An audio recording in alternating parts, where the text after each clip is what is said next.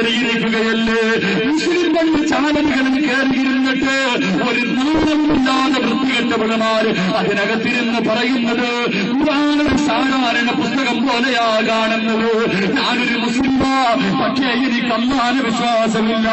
ചങ്കൂറ്റത്തോടെ പറയുന്ന എന്റെ പ്രിയപ്പെട്ട മുസ്ലിം പെണ്ണ്, അല്ല നിന്നെ പിടിക്കും കൊണ്ടുപോലെ ഒരു ദിവസമല്ല നിന്നെ പിടിക്കുമടി.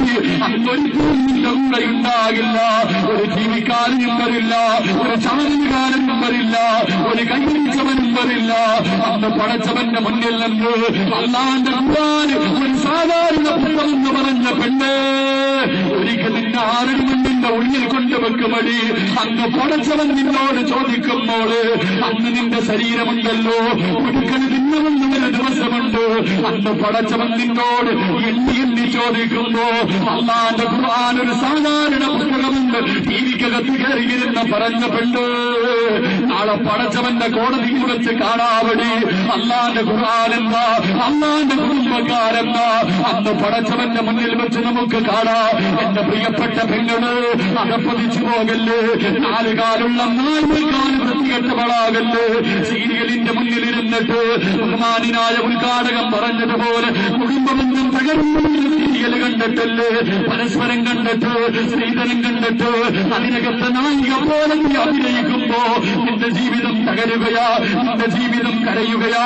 എന്റെ പ്രിയപ്പെട്ട പെങ്ങളോട് ഓർമ്മപ്പെടുത്തുകയാ, ആരാണ് സീരിയൽ നടിയെന്നറിയുമോ? ഞാനൊരു നായികയെ പറഞ്ഞു തരട്ടെ. ഇന്ന് വരെ നിനക്ക് കാണാൻ കഴിയാത്ത, ഇന്ന് വരെ നീ മനസ്സിലാക്കാത്ത, നിന്റെ മുൻഗാമിയിൽപ്പെട്ട പച്ചയിറച്ചിയുള്ള വികാരമുള്ള ഒരു പെണ്ണിനെ ഞാൻ പരിചയപ്പെടുത്തട്ടെ. ആരെന്നറിയുമോ? ആരെന്നറിയുമോ? നബീസത്തുൽ മിസ്രിയ. നബീസത്തുൽ മിസ്രിയായ അറിയുമോ മോളെ? നിനക്ക് സമയമില്ലല്ലോ. നബീസത്ത് മാല വായിക്കാൻ എവിടെയാ സമയം? അല്ലാഹുവിന്റെ ഖുർആൻ നിനക്കാ സമയമില്ലല്ലോ. നബീസത്തുൽ മിസ്രിയ ആരെന്നറിയുമോ? നിന്നെ പോലെ വികാരമുള്ളവളാ. ഒരു ദിവസം അല്ലാഹുവിന്റെ ഖുർആൻ